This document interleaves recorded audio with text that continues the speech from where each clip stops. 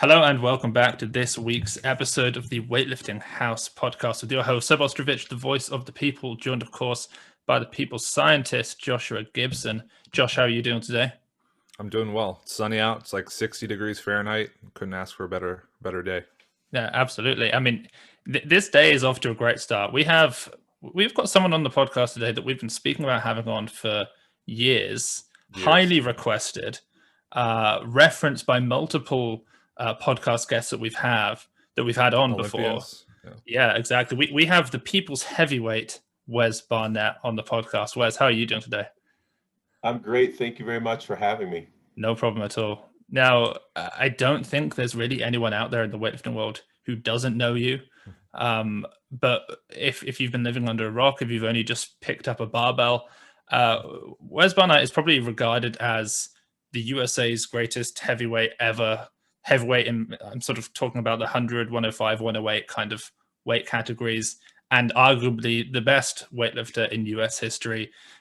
Trained under Dennis Sneathen for, I think, something like a decade and a half, then trained under Dragomir at the OTC, two-time Olympian, Pan-American champion, world bronze medalist, and held multiple American records throughout the entire 1990s. So it's incredible to have such a guest on the podcast. I would love, Wes, to almost start at the beginning, work our way through your career, because there are so many incredible stories. But what I'd love to bring up first is a story that was told to me. I think it was Yasha Faye. Is that right, Josh? You mentioned this to us. Mm-hmm. So we were talking to Yasha Faye about the strict press and the push press and the jerk. And he was saying how strict press and push press basically makes no difference to the jerk. And I think he said something along the lines of, you could strict press 100 kilos only, but I think he said you jerk 240 kilos or something like that. I don't know if those numbers are true. Both of those numbers would surprise me if they were, because the 240 is enormous. The 100 is probably less than I'd imagine. Is that true? Are those numbers roughly right? They're roughly in the ballpark. Okay. Yasha was a little bit generous on the top end and a little bit selfish on the bottom end. Right. Okay. So my best strict military press was not 100. It was much more than that. It was 105. Okay. Yeah.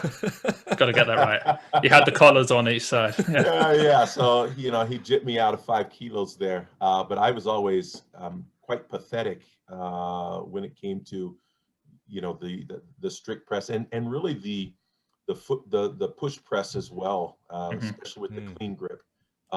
Behind the neck snatch grip, that was a different story. But then my best off the rack jerks was 230. Wow. So there really, for me, it wasn't a correlation between the press and the jerk, or even the push press and the jerk. And I look at the jerk portion of the lift as everybody has like their trick lift. Some people can hang snatch a ton, or jerk from behind the neck. They've got a trick lift, and I've always considered the jerk kind of my trick lift. But it's a very athletic, a very dynamic movement, of course, and it just kind of bolded well to my athleticism. And I was just the timing of the jerk, it has to be so precise. The technique is there, and that was just something that I could always do. And maybe in large part is because my legs were always very weak as well, so I could never ever clean anywhere close to what I could actually jerk, even from when I very first started. So could have just been a factor that the jerk looked more impressive than it was because I had weak legs. I mean, that picture behind you, the 1996 Atlanta Olympics, that split position that you're in there is just, it's utter perfection. It's the back knees down, the front foot is stepped out forwards. I think it's interesting that you say that it's maybe the more athletic of the lifts. It's the only time a weightlifter really dares to move out of the frontal plane and actually do something that is kind of a little bit more athletic. So whilst we're on the topic of the jerk and the strict press, can we go through some of your best training numbers and then competition numbers? I mean, I think everybody is pretty much aware that of the 180, the 220. But in terms of training numbers, what were your best in the powers, the fulls, anything you can remember, squats? Yeah, well, it was really interesting because I was a very efficient lifter, and most of my best lifts came in competition. I was one of these athletes that I didn't really shine in practice a lot. I mean, I did a lot of I think kind of crazy things, just goofing around in the gym.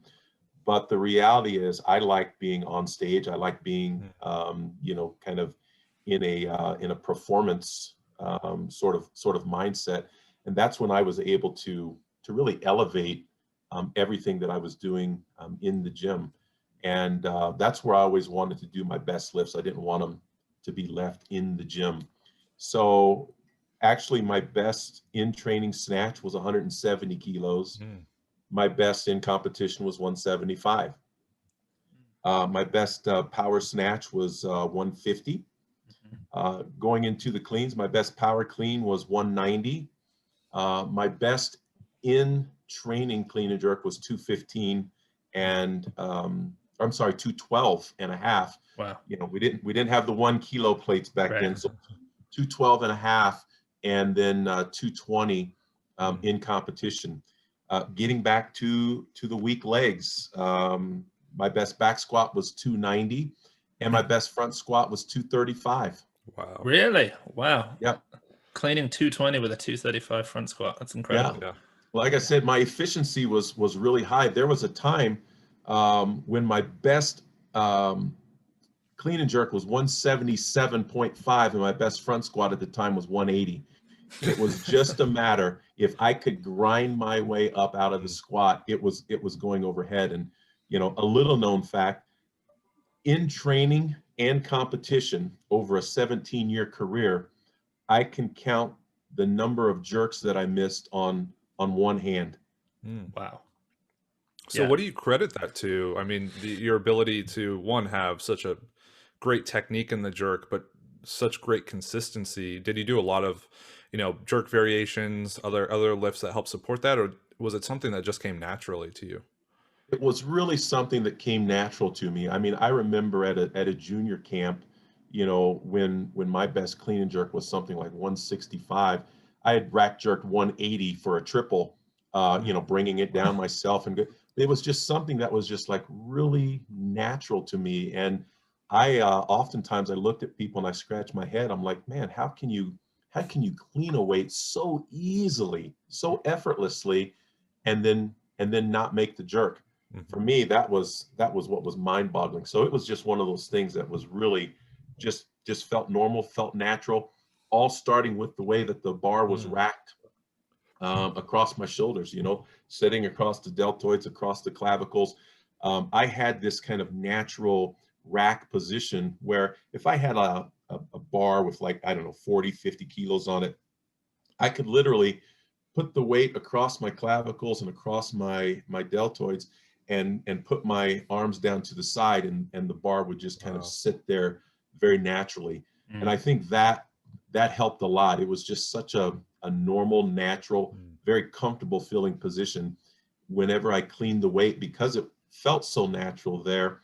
The weight never felt heavy on my shoulders. So I think psychologically I was like, okay, well, this doesn't feel like much. And then again, with the timing and with the technique, you know, I was able to have a very, very high success rate. Well, and knowing that it was such a sure thing, did you really dedicate much training to it, or was it something where, you know, just when you were peaking for a competition, or just felt like going overhead, you would do some jerks? Almost none, as far as assistance exercises. It was something that did, you know, become, you know, so natural to me. It was just like, well, why do I waste my time doing something that I'm really, really good at versus spending time working on things that I'm not very good at? So I chose to spend the time working on those things. And so what if I could get my rack jerk up to 250, it really wouldn't have mattered, because I couldn't clean enough weight to make it matter. And, you don't get white lights on if it looks easy or if it looks hard. Anyways, so, but I didn't do a lot of assistance exercise with it. I begrudgingly would do, the rack jerk sessions that we had to do, push presses that we had to do, but I didn't really like them, and I didn't really feel that I needed them. And I think I was just like really lucky and really fortunate in that regard.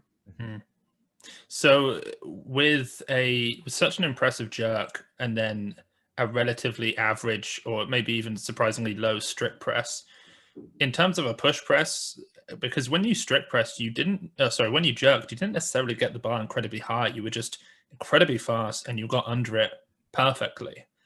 Your base of support was just always there, balanced in the right spot. So would I be right in assuming that your push press probably wasn't anything particularly impressive either? You are correct. About 125 kilos. Wow. Oh, come on. So I've beat you by 1 kilo then.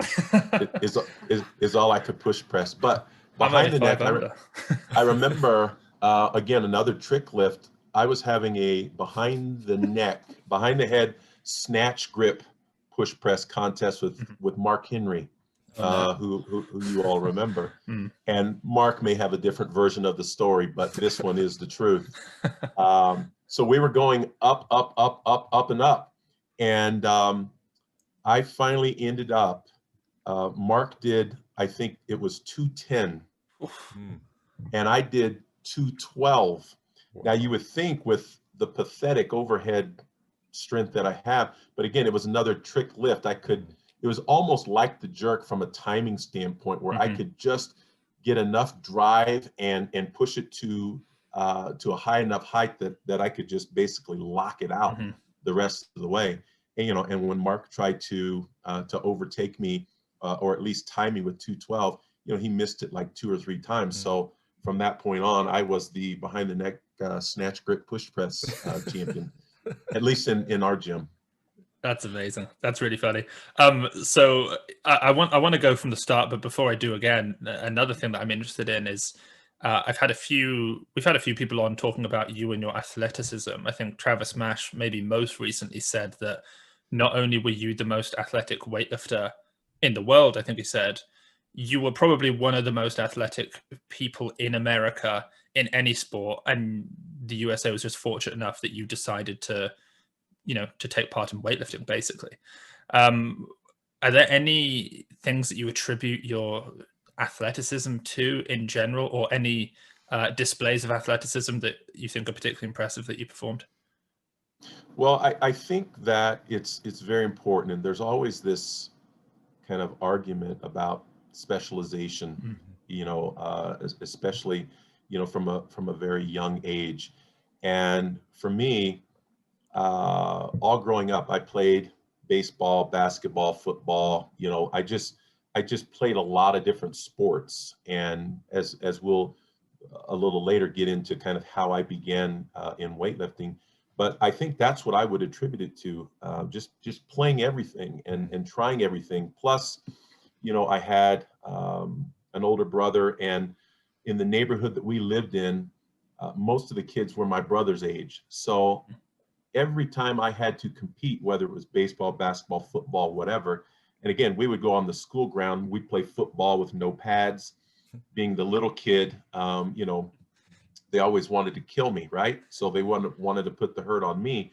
So I had to be faster. I had to be more evasive, and just my agility had to be there. Otherwise, I wouldn't have survived. And same thing on the basketball court and baseball, where people are throwing the ball harder. I mean, everything is just more difficult. So I think it was just a matter of being kind of thrown into situations where I was always trying to play up, because the level of talent that I was playing against was up.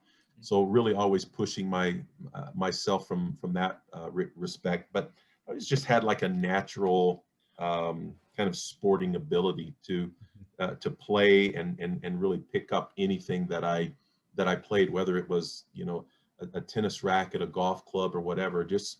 I just was very, very fortunate from a an athleticism standpoint to be able to do that. And I think, you know, weightlifting is that, right? It's the ultimate in athleticism, the, you know, like gymnastics with weights in your hand, and being able to do those lifts, to perform those lifts in the athletic manner that they need to be performed. You need to be an athlete. And I'll never forget, I think I was at the Goodwill Games in 1990. I think that sounds about right, in St. Petersburg. And there was a basketball, and that was one of my favorite sports to play, and still is, basketball. And so this goes to the conversation about being an athlete. And I remember we were in the training hall, and we were finished training, and oh, there's a basketball, there's a hoop. So it's irresistible for me to not pick up the ball and start shooting baskets. Well, some of the kind of Russian weightlifters were in the training hall, and, you know, we'd known each other. You know, they didn't speak English, I didn't speak Russian, but, you know, we knew who each other was. And to watch these guys try to shoot a basketball, it was, I was just sitting there dumbfounded with, you know, the way they would take the ball with two hands overhead and throw it. And if the backboards weren't made out of metal, the ball probably would have went straight through a glass backboard. They didn't run very well. They didn't jump very well. The coordination wasn't there. And I'm like, how in the world do these guys lift the weights that they do? You know, that requires such athleticism, when they can't shoot a basketball. And, you know, most of them probably couldn't walk and chew gum very well at the same time. So I think that athleticism plays a big role into the sport, but it's not the end all be all. I mean, there's plenty of people that, you know, maybe they don't have a lot of talent in other sports, but for whatever reason, really gravitate and really excel in the sport of weightlifting. Yeah. So knowing that you had played all of those sports, was that kind of in conjunction with weightlifting too? You were just kind of, you had your hand in a bunch of different pots doing all of those things. Because, you know, at that time point, weightlifting was much smaller and lesser known, and less people were doing it. And probably, you know, it was harder to find a gym to actually train at and to learn the lifts and do them. So you had an opportunity to do that. But when did you start weightlifting? And then I guess, you know, we can kind of get into the progression of that, getting away from basketball and baseball and the other sports. Yeah, it was until my about my sophomore year of high school, you know, that I did weightlifting with everything else. And I sort of started to narrow that down, because whenever I would go to a weightlifting competition, and it would be after a season of football or basketball or whatever, you know, I'd always have to start over in training, and I would show up at the competition, and I'd either get beat or I'd have a very hard time winning, because each year I just had to stop for a period of time, because you have to remember, back in this time, we weren't kind of utilizing weightlifting as a cross training modality. It was, oh, we're doing weightlifting at this time period, I'm playing basketball at this time period, baseball, football, and I just kind of got tired of starting all over when it came to training. Plus, I was looking at my older brother who did some weightlifting as well, but then he had broke his wrist playing football. So when he went to like do a clean, you know, one wrist would go back, the other wrist was up, and I'm like, that doesn't look like a very comfortable, very natural position. So why don't I just take kind of football and put that to the side?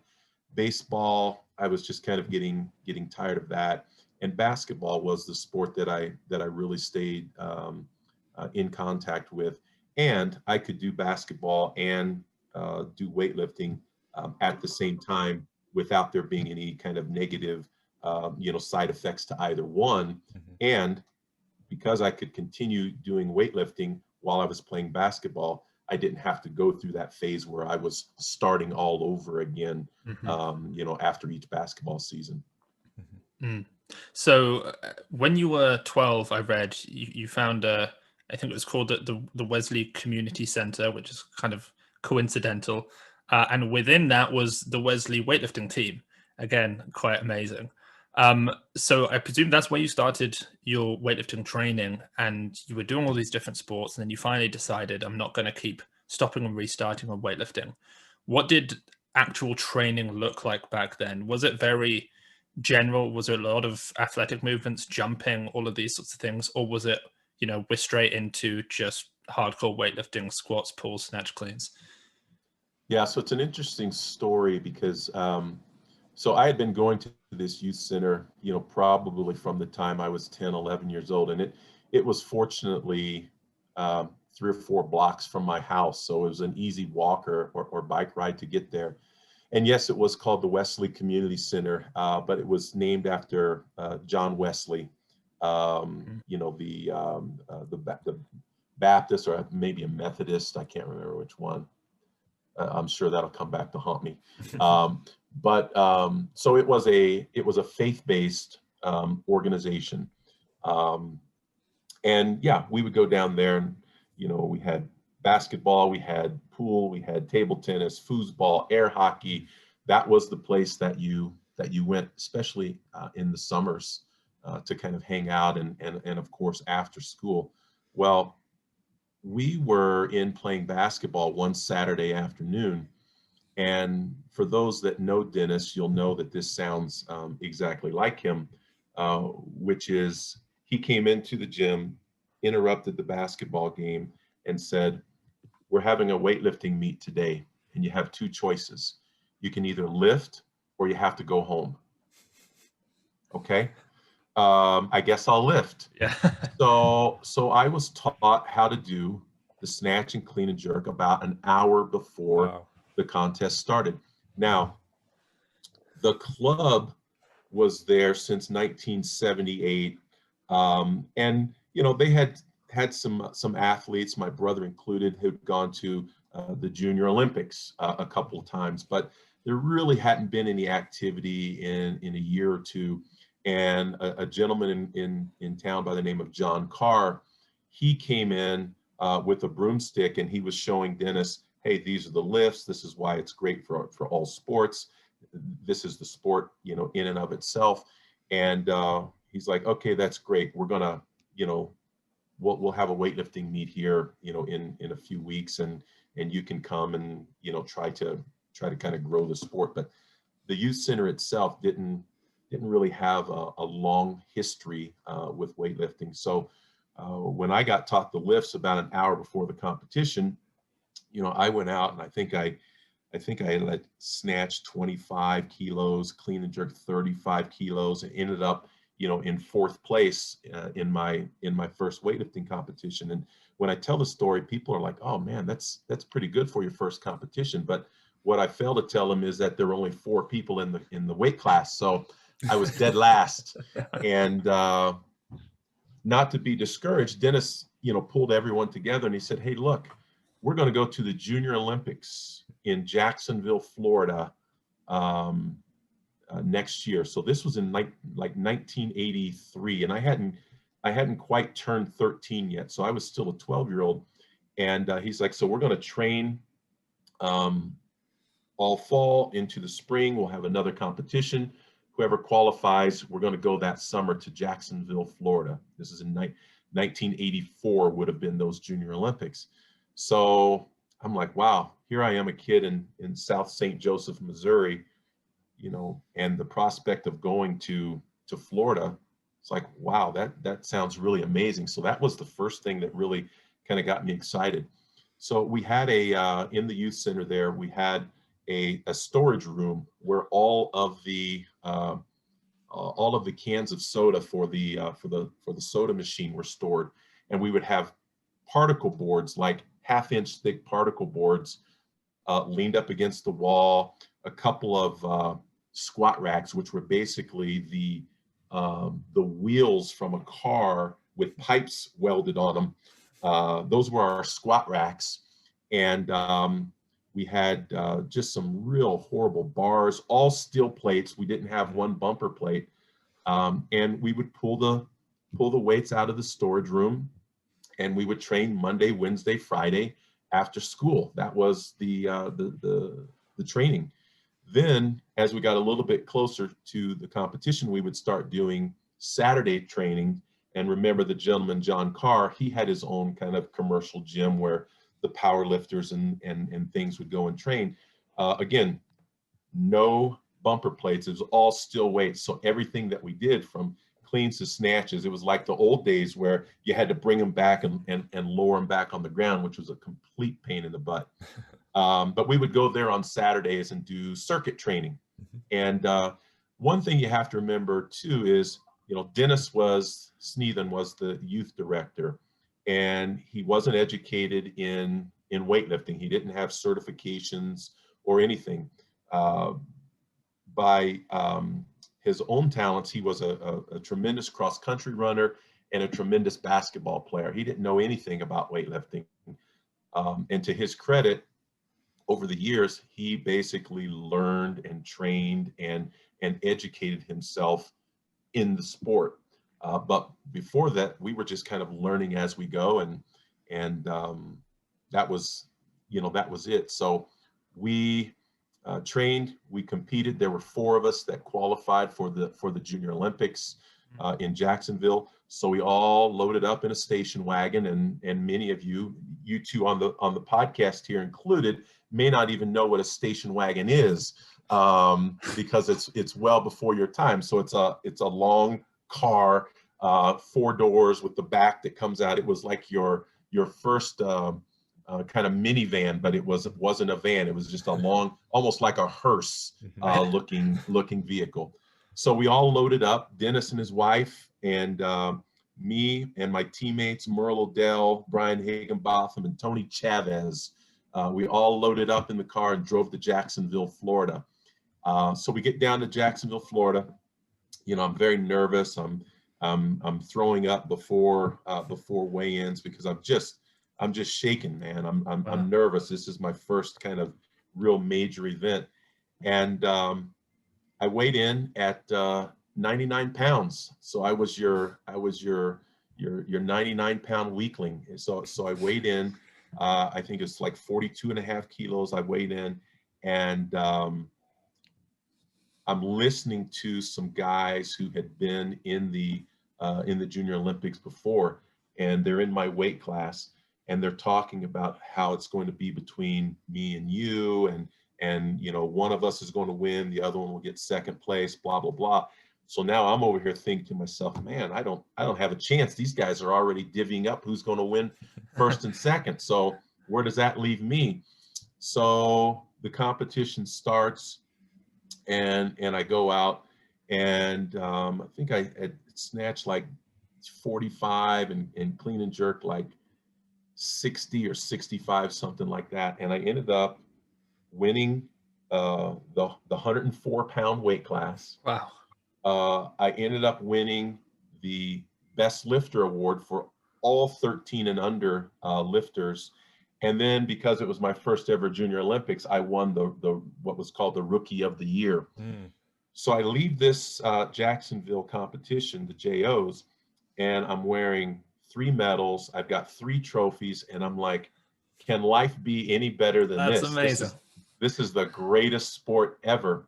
And from that point on, I didn't stop for the next 17 years. Wow. Yeah, I mean that's fantastic, and I'm wondering if any other moment, and we'll kind of get into it, actually topped that experience.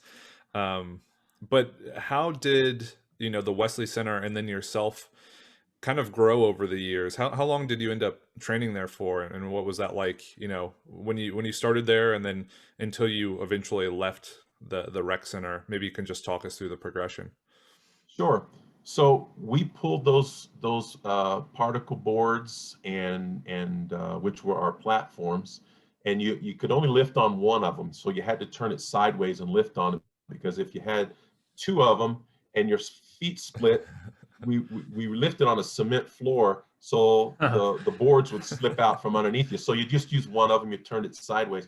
But we pulled those things out from about 1980, 83 until probably we didn't get our kind of official weight room built until somewhere around like 94, 95, Wow. something like so we were pulling those weights out of the store in maybe 92, somewhere in there. So It was a you'd gone to the Olympics and you still hadn't had it built properly.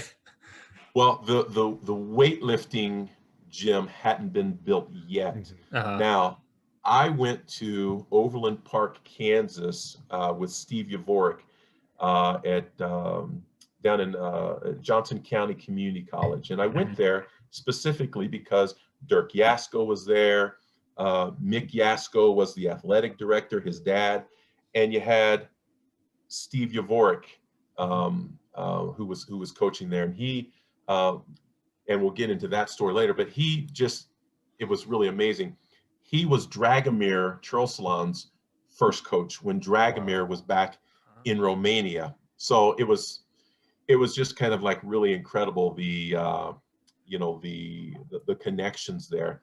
So I went down and trained with him, and that was after I graduated high school in 1988. So I pulled those platforms out there and those weights out of there, for about 5 years until after I graduated high school. Then I went to Overland Park, Kansas. Then after I went to I went 2 years there, and then in 1990 I went back to St. Joe for 1 semester of college, and then they opened the resident program out in Colorado Springs. And then I left in December of 1990 to join the resident program out in Colorado Springs. Okay, that makes sense. So between 83 and 1990, I think in 1992, you, at the Olympics, you were sort of in the 150s, 190s kind of range. Were there any numbers from, I guess, when you started 1983 until then that you got just sort of stuck at? I think a lot of people, they have a mental block when they first snatch 100 kilos, which for you probably happened 3 weeks after you started.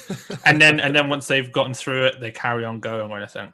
Was there like a 140 that you found a little bit difficult, but once you got past it, you started flying through to the 170s or anything like that? Or was it relatively just smooth progress?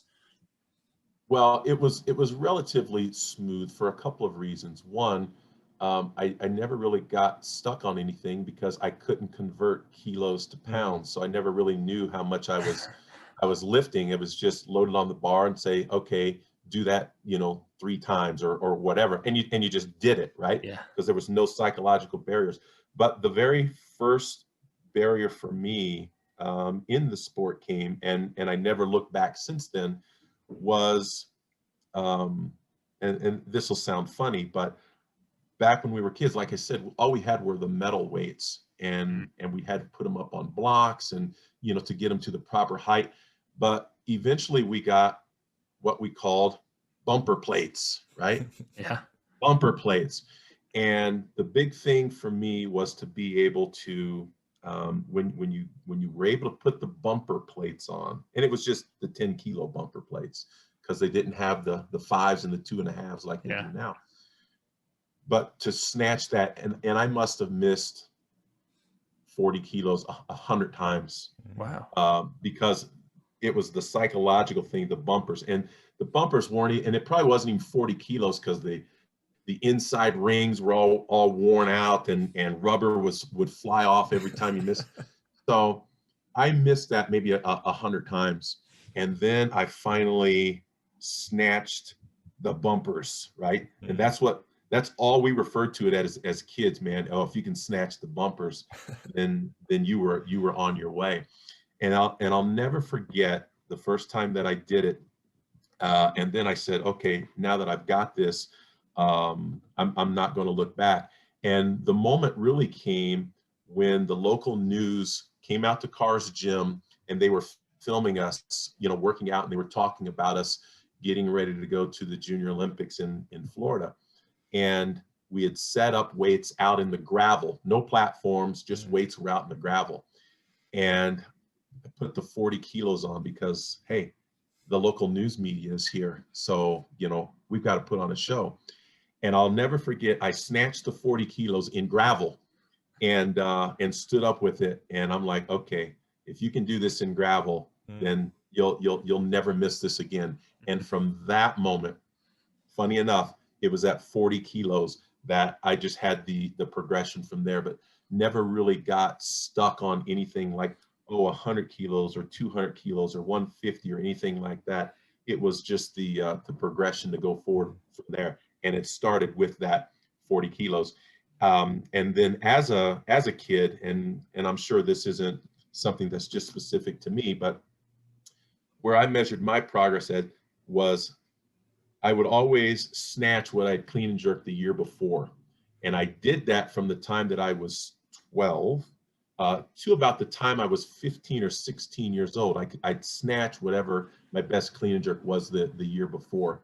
Now, unfortunately, that progress, it didn't go in leaps and bounds like that for the rest of my career. But those were the things that I just kind of expected of myself, to a certain point where it became a little bit unrealistic to expect to have that sort of improvement each and every year. Yeah, and that's such a great story. I'm wondering, when you were a kid, to be so captivated by weightlifting and to see so much success and enjoy it so much that these memories, stick out as well as they do. Do you, what credit could you give to your coaches in cultivating an environment or some sort of process or system that allowed you to enjoy it as much as you did? Like what kept you coming back to weightlifting or staying in it so long that you were able to have an illustrious career? Because, if you didn't enjoy your first experience, maybe you wouldn't go back to the gym and pick up another bar. So, what were the things that went right when you were kind of more of a youth, getting into weightlifting? Yeah, I think the things that went right, especially that first JO competition, right, where I was walking around like I was, the cock of the walk. Just it was just unbelievable. Having that success at a young age, I think really stayed with me for a long time. But it was really fun for me. Where I started from were very humble beginnings. I mean, we didn't have a lot of money. If we wanted to go somewhere to a competition, we had to raise the money to do it.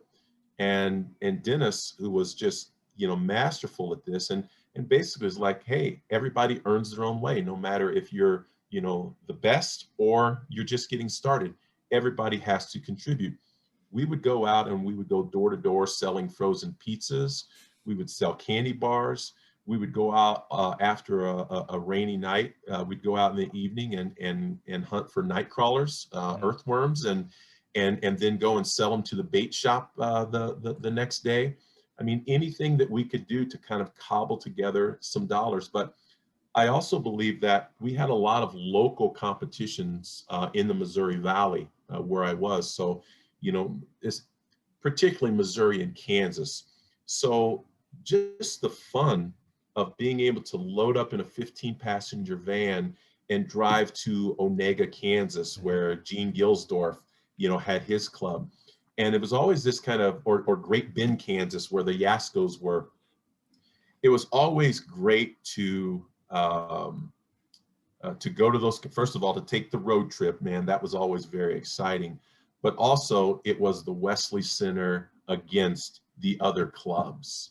And that was the thing, that competition, because again, we came from nothing. I mean, we had no weightlifting shoes. We had these cheap weightlifting singlets or whatever. And it was just about the toughness that we would get from just our environment. And we were going to go out everywhere we went and show the people who we were, as a club, as a city, as individuals. And for me, that was the thing that really excited me a lot in the beginning, to kind of make these trips and have this success. And it didn't hurt that I was, that I could win all the local competitions as well. That didn't hurt either. But then it was like, really having, I think, steady success. And I'll make this point that Dennis was never about, hey, let's see how much you can lift. Let's get you lifting as much weight as possible.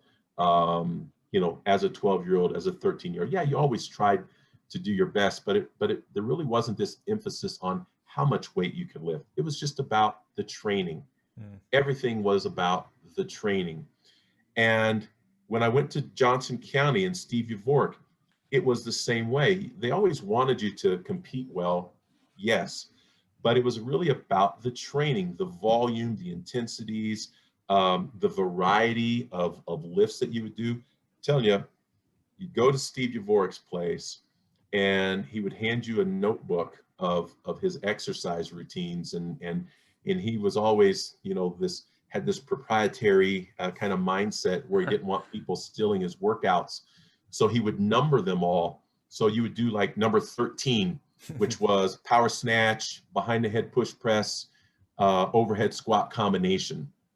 And when you looked at his sheet, he had like 64 different exercises with dumbbells, with barbells, and whatever. So I always had this massive variety of different exercises that I was doing. Then when I came to Olympic Training Center there in Colorado Springs in 1990, and Dragomir was there, Dragomir was all about, hey, it's about how much you can lift, right? And we're going after the people at the world level.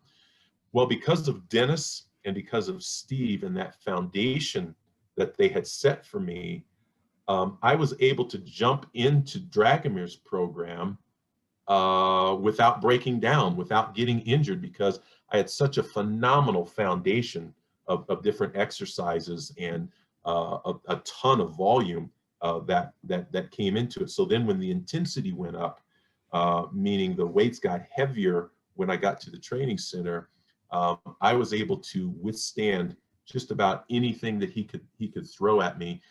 Plus, we were going from lifting 3 and 4 days a week now to 6 days a week, twice a day. That's a lot for your body to take on, but he couldn't throw enough at me.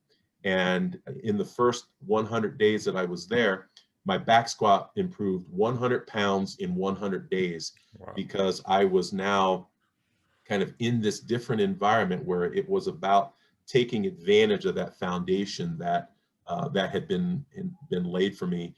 And once we got there to the training center, and there were 6 of us there, right? So there was Chris LaRue, there was Timmy McRae, there was Jeff Macy, there was Jim Hewlett, there was Paul Fleshler, and then there was myself.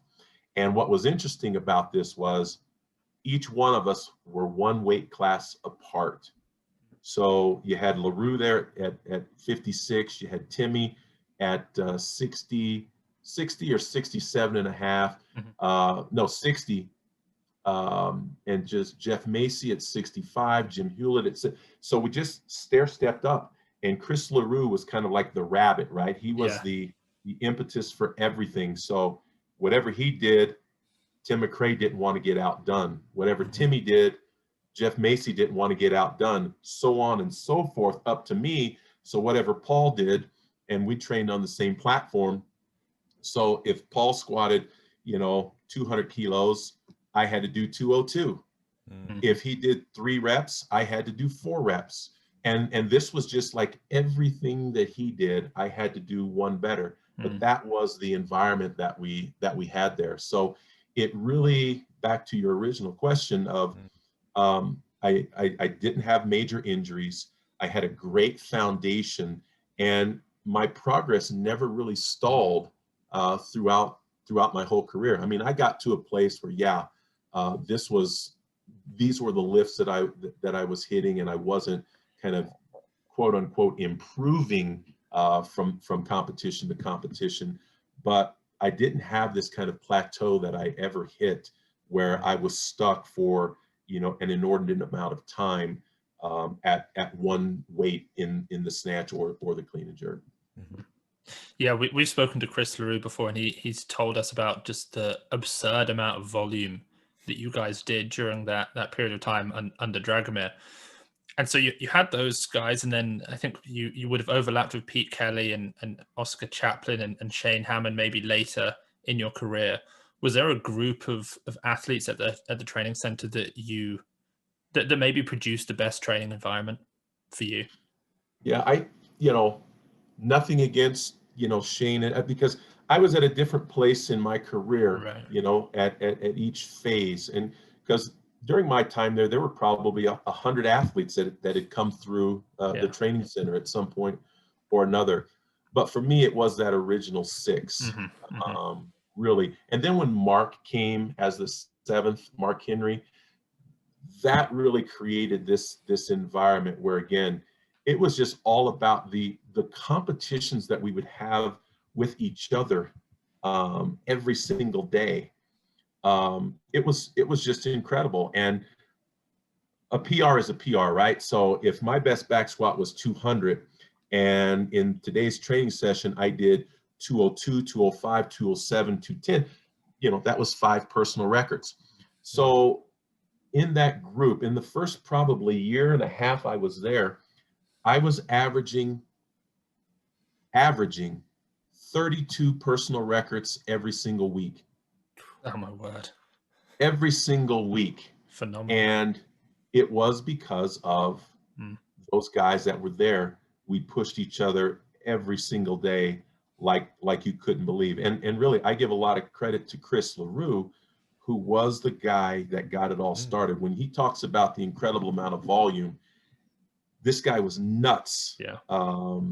Because he wanted to set the standard. And there was one week, and nobody could keep up with him, and nobody would even try from a volume standpoint, because we couldn't count a repetition that was under 80% of our maximum, right? So everything was counted 85% above. Some weeks we would count 75% depending, but mostly it was that 80% and above. And I remember vividly one week, Chris LaRue did 440 repetitions at 80% or above in 1 week. And that was something. Now, I think his body just like shut down totally after that, but that was one of the most incredible efforts that I had ever witnessed. And like I said, nobody tried to match that and keep up with it volume wise, but he was the guy who kind of set the tone, and I think led to a lot of us having the success that we had very early on in the program. Knowing that your stay there spanned, as you mentioned, probably 100 athletes kind of coming and going, what, in your opinion, was one of the most impressive feats of strength or technical ability that you witnessed at the Olympic Training Center, having seen all of those athletes and being around the likes of Shane Hammond, Mark Henry, Chris LaRue, Tim McRae, Oscar Chaplin, etc.? Well, it probably has to do with the squat. Now, I won't mention the times where Mark Henry would get in. He would open up people's car doors, and he would sit in their car sideways and just stand up and lift their car like a back squat. It was unbelievable. Or when he would pick up the back end of a car and turn it sideways in a parking space so the person couldn't get out until the people on the side left. That's one set of feats of strength that was really incredible. But really watching these guys, like probably one of the strongest squatters that I've seen pound for pound was Tim McRae. So I mentioned my front squat of like 235, and I think Timmy may have done that for a double or a triple one day. And of course, he's down here at 67.5 kilos. He was incredible when it comes to leg strength. But those were probably the squats watching, because I got to see Mark Henry, when he'd load up, 350, 400 kilos and do squats. And I would see, Shane Hammond, kind of doing those just ridiculous numbers as well. And I always just kind of sat in envy because I'm like, gosh, if there was one way, because I always thought that I was a very strong, from a mental standpoint. Like, again, when I talk about the efficiency that I had with my lifts, I wasn't a very kind of strong person in the sense that you had Mark Henry and Tim McRae and Shane Hammond over here. And I always thought, man, if I could take their strength and merge it with my mind, it's game over for everybody. Unfortunately, Dr. Frankenstein wasn't around and we couldn't do that. But watching those guys do those lifts, and I think that Mark Henry is probably the strongest person that I've ever encountered in my life. Shane Hammond lifted much more weight than Mark did. His technique was much more sound, his flexibility, all of those things.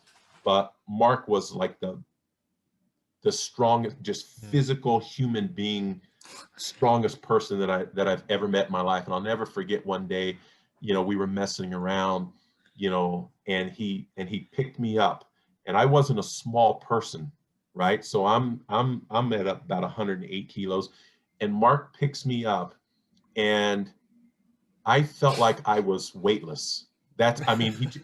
He picked me up with such ease that I was like, okay. And I just immediately just hugged him in a headlock and said, Mark, put me down. Because I was afraid, if he wanted to, he could fling me across the street. He was just that powerful. But I did see a lot of different lifts. There's nothing that really kind of jumps out, as far as, kind of incredible feats of strength beyond those squats. And I think that probably stands out more to me because I always struggled with leg strength. Yeah, that's amazing. So it seems almost ridiculous to jump to 96 and skip out the 92 Olympics and the 95 Pan Am champs, but we're going to have to do it. So 96 Olympic Games, and I want to talk about the 97 World Championships as well. I think you placed 9th in the snatch. This is at the Olympics. Then somehow managed to come back, and that was with 175.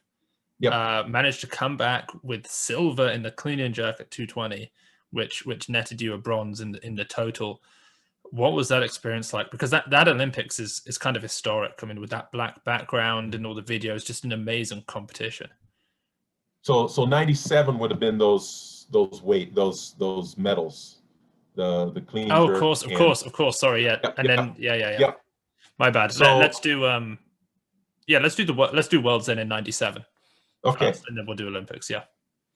So let me go back to the Olympics for a second. So in 96, it was one of those events that I'll never forget. And I'd never experienced a competition before or after Atlanta where the weights felt as light as they did. I'm coming into Atlanta, best snatch 167.5, best clean and jerk 215. Ended up doing 175, 220 there in Atlanta. And it was just, there's a number of reasons behind that. And I know, I take up like 2 weeks of your podcast telling all these stories. But it was really interesting because I watched this this Ukrainian lifter, Dennis Gottfried. Yeah. And I watched him snatch, right? And the explosiveness that he had, when he would hit the bar, I was just like, holy mackerel! It's like an explosion when it hits there in the middle. And this is I'm watching the feed in the Olympic Village, and I'm watching this guy, and I'm like, holy mackerel! He's so explosive. So the next day at training, I tried to kind of mimic what I saw him do, and I said, basically, it's two booms, right? One boom is when he hits the bar. The second boom is when his feet hit the floor. So I started kind of like making myself think boom, boom, boom, boom, boom, boom, and I was thinking that from the time I had the bar, 50 kilos, all the way up. That day, I snatched a PR 170 in the gym. And this was a few days before competition, about, 5 or 6 days before. And I was just like, holy mackerel, this is something. And we shut it down, right there. And then of course I went to the competition and made the 175, which, there's a whole story behind the lifts that were called and the progression. But then the clean and jerk, I probably came out, more nervous than ever. And actually it was 217 I'd come in, because I'd just done that at the Olympic trials, right? So I opened with 215, so 2.5 kilos below my best. And I was like, yeah, this is a little nerve wracking, but ended up having a good day there. After the 220, I asked the coaches, I said, hey, what do I need for a medal? And everyone kind of looked at each other and was like, gosh, we hadn't even contemplated that, because my snatch is so weak in comparison to the rest of the world. They came back and said, well, unfortunately, you need the world record to win a medal. So of course my response was, load it on. And they're like, we're not going to do. So there was an argument, and finally we said, do we want to go for a 400 kilo total or a 500 pound clean and jerk?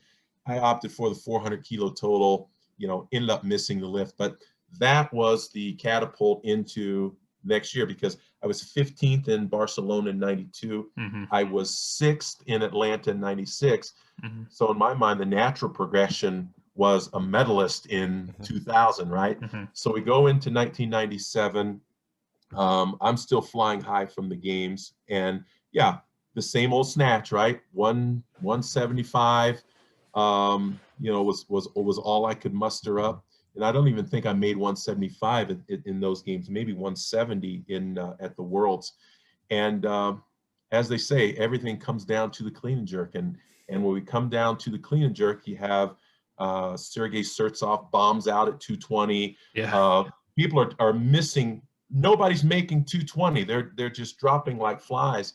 And what people don't realize is I had, I think 215 or 217 on the lift before and missed it. One of the jerks that I missed. Remember I told you I could count on one hand? That was one of them, and I missed it behind me. And I'm like, oh, okay. And the coaches wanted me to repeat, and I'm like, well, repeating doesn't do anything. So we kind of waited for that 220 and saw that was the magic number, and I went out and ended up tied for the gold medal and got the silver in the clean and jerk on body weight to Chen Wenhua from China, who, remember earlier when I told you about the progression I used to make where I'd snatch what I clean and jerk the year before? Yeah. Guess what? The year before, what he was clean and jerking, which was about 190, he snatched it in 1997, the year after. So, you go ahead and figure out, the reason behind that. But, I tied him in the clean and jerk and he won on body weight, but it was enough for the silver medal in the clean and jerk and the bronze medal in the total. Yeah, that video is actually on YouTube, and I just posted it on my Facebook recently, and it's such an incredible moment. And I remember you making it and kind of laying on the floor afterwards and, taking a few seconds. Could you just talk about what that was like? I mean, so much work. I think you had been weightlifting at that point for like 14 years, and then to medal at Worlds and to make such a clutch clean and jerk. And probably, I don't know if you're able to describe it, but I'd like Sure. if you could try. Yeah, it was one of those things that you always dreamed about, right? Because, you knew what you were up against from a competition standpoint, right? You knew what your competition was doing. You knew what you weren't doing. And you were always kind of in this unfair fight, right? So it was always this dream, because it had to be a situation where they were a little bit off that day and you were 100% on that day. And then you let the chips kind of fall where they may. But you're right, it was a culmination of about 14 years of time and energy and effort, the whole blood, sweat, and tears that went into this.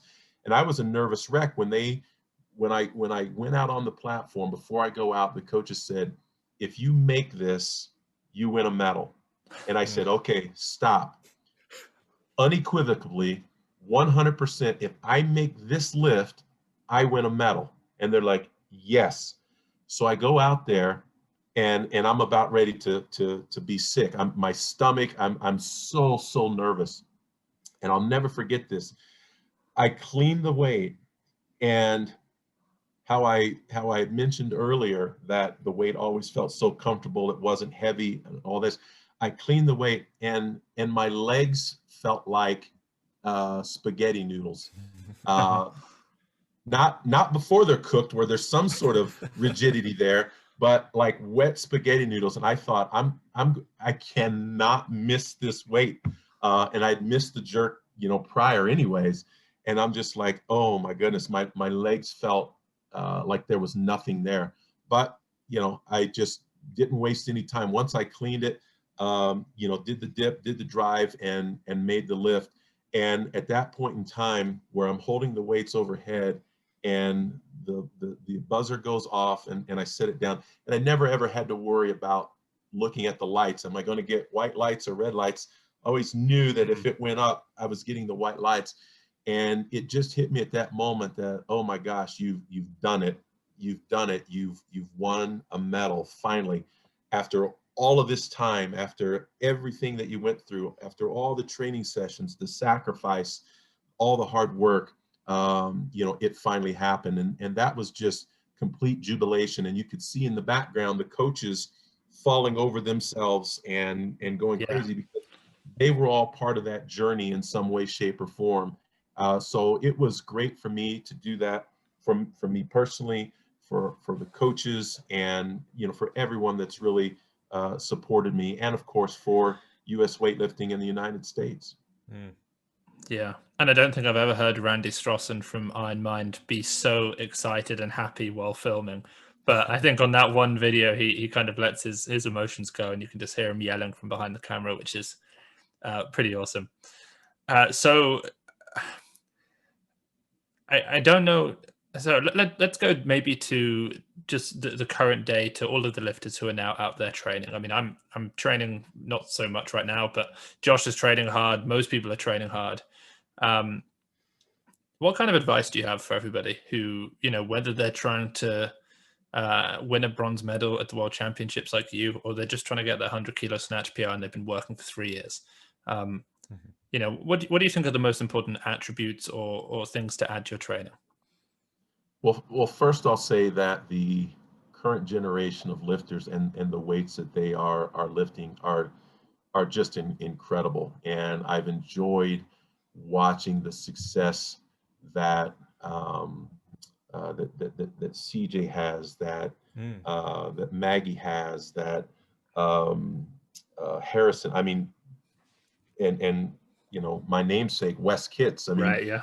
The weights that these athletes are lifting today, and the success that they're having is just really incredible. But I think my advice would be, it's just, you really have to kind of be patient, lay that foundation in a way that is going to help you continue making progress. There's a lot of people who just try to just kind of jump in, and it's really about how much weight you can lift. And it is ultimately about how much weight you can lift, but there is no race to get there. Remember, this is a marathon, it's not a sprint. So kind of take your time, and you're going to enjoy the sport a lot more if you're continually making progress, no matter how small that progress is. Because remember, as long as you're moving forward, you're getting better. That's going to be much more enjoyable than, being injured, being stuck, having difficulties kind of getting to the outcomes that you want to get to. So it's really about kind of enjoying your journey, savoring all of those moments on the platform, but also those moments that you have to spend with your teammates and your competitors. I mean, some of the funnest times I have are sitting in, the drug testing room with your competitors, or going out and having dinner or drinks or something afterwards, and really kind of getting to know and understand, and really being a supporter of everyone, because ultimately we want to see the sport do well. We want to see it to continue to progress. And I know at the international level, there's been, all sorts of, scandals and things that, I think currently are threatening our position on the Olympic program. But really, for everybody else, control what you can control, and just kind of take it one day at a time. Approach one training session at a time, one lift at a time, and have your end goal in mind. But don't be in such a hurry to get there. Just enjoy the journey. Now, I do have a comment, but I'm wondering, is there a place I can go to buy a Wes Barnett poster to hang in the club? Because I mean, we can get a bunch from Hook Grip of like more recent lifters, but I mean, the one you have behind you, I would absolutely love to hang that up in the barbell club. Well, as far as posters, I do not know. Now I have a lot of, Bruce Clemens sent me a big kind of folder of a bunch of photos. I don't know how they would look after getting, kind of blown up, but I don't know if you've ever seen the IWF poster, those little posters that they would have in the middle of their, in their magazines. So there is one of those. That lift actually that's in the poster was the 217 that I missed in at the 97 World Championships, but they took the photo right at the right moment. So it looks like a made lift. But I don't know if there's any, any action kind of posters out there that you could get, but Bruce would obviously, or Randall Strawson would be certainly a source to maybe see what they have. Yeah. I'll have to reach out. And we actually recently did a podcast with Justin Hawley, he's a coach in the UK, but he mentioned developing, a club, an environment where people don't want to leave. And that's kind of what I heard, when you talked about building a team atmosphere and having a, supportive club and going to competitions and having that camaraderie and that competitive environment. And I guess, for me, that's the thing I'm kind of hit over the head with every time I talk to a well-seasoned coach or athlete, is the importance of the team setting and how that plays into the training process. Well, what's really funny is, and I have a lot of memories, a lot of experiences, but the ones that I remember most vividly are those ones where I'm 13, 14, 15 years old, where, we're the Wesley Center, jumping in a 15-passenger van at, 5 o'clock in the morning to drive to Great Bend, Kansas, and go have a competition there. You remember the restaurants that you ate at. You remember, and I always used to wear my weightlifting belt, because I didn't have weightlifting shoes, but when I got them, man, I cherished them. I wore them all the time. Didn't have a weightlifting belt, but then when I got one, I wore it all the time. And I remember Dennis asked me one time, he goes, "Why do you always wear that belt everywhere?" Because we'll go into a restaurant, and I've got my belt on. And I said, well, just in case there's anybody in here that wants to challenge me, I want to make sure that I'm ready. So that was the ongoing joke. But yeah, those are the the memories that you build, regardless of how far you make it, or what success you have. And I've been fortunate to have achieved some success, but it's really those kind of early days that stick out in my mind the most. Take all the awards and accolades and accomplishments aside for a second. It's really those kind of friendships and those bonds that I built. You had mentioned earlier, Yasha Faye. These are all people that I met through weightlifting that I'm friends with today, and that for me is almost as important as the things that I've been able to achieve. Amazing. Well, this was certainly inspiring and fascinating. Do you still have involvement in weightlifting? And if so, what can we sort of push our listeners in any particular direction? I'm just kind of a spectator, on the sidelines. I just kind of watch from afar. I jump in when they ask me to kind of jump in certain areas. But you know, with my life now and the work that I do, you know, there's no, you know, there's not clubs in the area or anything like that, but it's just, you know, it's just something that I don't have a ton of time to do, unfortunately, which is why, you know, I kind of tip my hat to the coaches and to the individuals who are still in that space and still, you know, contributing to the sport through officiating or coaching or owning a club or still competing themselves. So I unfortunately don't have the, you know, I shouldn't say I don't have the time. I haven't prioritized my time to kind of fit that in. And after so many, you know, years of weightlifting, you know, you kind of want to step aside and kind of let others, you know, fill those gaps in and get some enjoyment out of it as well. Absolutely. Amazing. Well, let's wrap that up there. Wes, once again, thank you so much. This was, you know, as I mentioned before we hit record, it's an honor, privilege to have someone of, someone who's achieved so much in the sport. You know, we don't know enough about 90s weightlifting. And so it's always great when we have someone on who basically wrote the history books of the era, as it were. Guys, make sure that you tune into all of our future episodes. Make sure you follow Josh at Josh_PhilWL on Instagram. That's PHILWL. And it's Seb Ostrovich. That's with a WICZ. And of course, Weightlifting House everywhere else. Wes, one final time, thank you so much for coming on the podcast. Nope, appreciate the time. Thank you, gentlemen. And yeah, anytime. I'm happy to come back and again, really appreciate the time and all the work that you guys are doing to spread the weightlifting word and the commitment that you guys have for the sport as well. So thank you. Appreciate it. All right, guys, we'll catch you all next time.